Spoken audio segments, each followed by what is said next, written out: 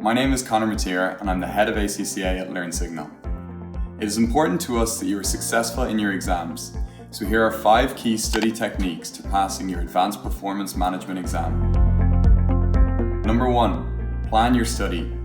Make sure you have a detailed study plan and stick to it. 2. Study regular and often. 60 to 90 minutes a day for 5 days is much better than one long day.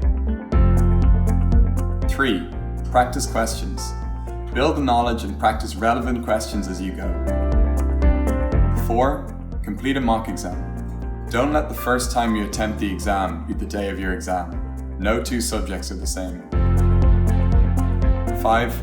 Examiner reports and articles. Vital information and guaranteed marks are available if you take the advice on offer.